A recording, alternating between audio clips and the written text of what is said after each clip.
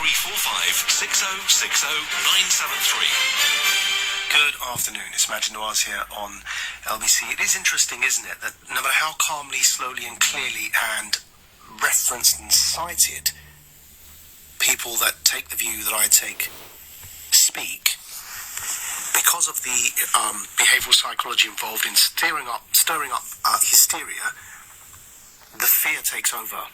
And some people aren't able to hear what is being said, but instead approach the conversation with an assumption. How on earth, if you listen back to the introduction to this hour, could you come to the conclusion that I say do not get jabbed? And it's odd, because also you've ended up with a situation where people who should be playing in opposition to the government are now effectively becoming enforcers for the government, whether that's the Leader of Her Majesty's Opposition, Keir Starmer, or even some Liberal Democrats. We've got a tweet here from somebody calling themselves Councillor Oliver Patrick, a Liberal Democrat district councillor for Parrot Ward in South Somerset, apparently a teacher. This tweet says the following: as a responsible broadcaster, LBC ought to seriously consider Maajid Nawaz's role as he spouts nonsense on his radio show today about masks being useless and COVID jabs being part of some sinister plot to tax us for eating too much meat. People are simply unable to listen, and they believe that when they hear something that they disagree with, they have the right to demand that people lose their jobs over it. And you don't think that there's a problem with our political and intellectual culture in this country. You can't bemoan cancel culture while doing it yourselves. And you can go back and find, through the multiple years that I've been involved in advocacy, try and find one example where I've called for somebody to be sacked for disagreeing with them. You call yourself a liberal Democrat.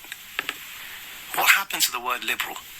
Nothing that I've done during this show has been not being backed up by science, evidence, and even the Prime Minister's own words.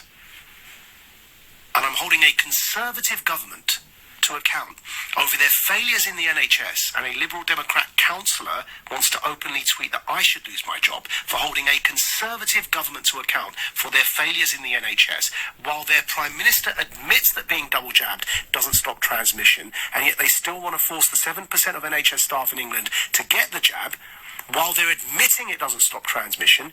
And this Liberal Democrat councillor wants me to lose my job at LBC simply for stating the science that even their own government, this Conservative government, has now confessed is correct. And there you are, the topsy-turvy world we live in. Happens also, by the way, this Liberal Democrat councillor to be, and not that I want to play identity politics, but I do hold you to your own principles when you speak. So, a white male is calling for an ethnic minority broadcaster to be sacked for saying something on a topic that does touch on racism because of the Lancet paper published by Dr. Alex de Figaro from the London School of Tropical Medicine and Hygiene, where they studied that the implementation of these mandated vaccine passports have a discriminatory effect against ethnic minorities. Now, if you subscribe to the view that a disparity in outcomes is institutionally and systemically racist, and yet you're asking me to get sacked for criticising that, while you pay lip service to the idea that a disparity in outcomes is systemic racism, and an ethnic minority is trying to stop that happening, and you want me to lose my job for it, I'd call you a hypocrite. In fact, I'd invite you to call this show and see if you get anywhere with me having this conversation, rather than tweeting that I should lose my job. It is absurd what's happened to people. Robert from Dulwich, welcome. Make some noise. Oh, Maajid, I wish you'd take that councillor to court for lying about what you just said. Just take that. They've got some sort of vested interest in everyone being vaccinated, or they're utterly unable to think because they're completely consumed with fear, and therefore they're in a totally emotional state and not able to logic reasonably. Maajid, the reason I called, and thank you for what you do, it's really good. I called, as you know, I've told you before, I lived in a dictatorship, which is an extreme form of a totalitarian regime. But the reason that these regimes, because I think people use that word and they don't really understand it, especially in the rich West, which has not known strife or time now, and they've almost forgotten what happens when politics fails. They become really, really desperate, terrible places, and that's why totalitarian regimes are so bad. You get to the point where people can honestly suggest that that forcing people to take a medical treatment that is still experimental, by the way, let's be honest, is perfectly fine, and if you don't do it, you'll lose your livelihood.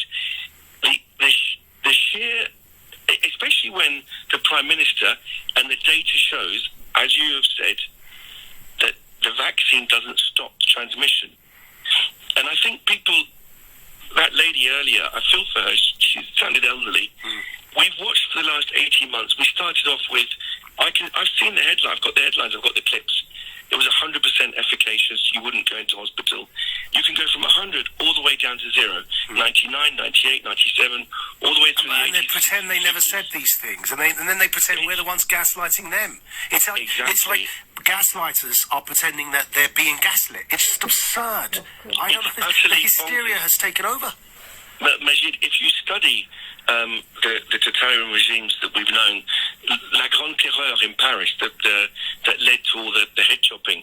If you look at when Pol Pot, Stalin, all these people, you end up in this position where people are saying things that are utterly ludicrous. They say the complete opposite of what is factually the case.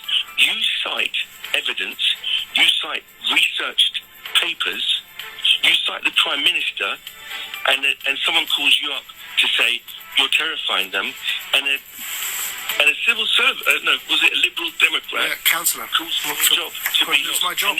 Anyway, Robert, we're unfortunately out of time, but thank you for calling.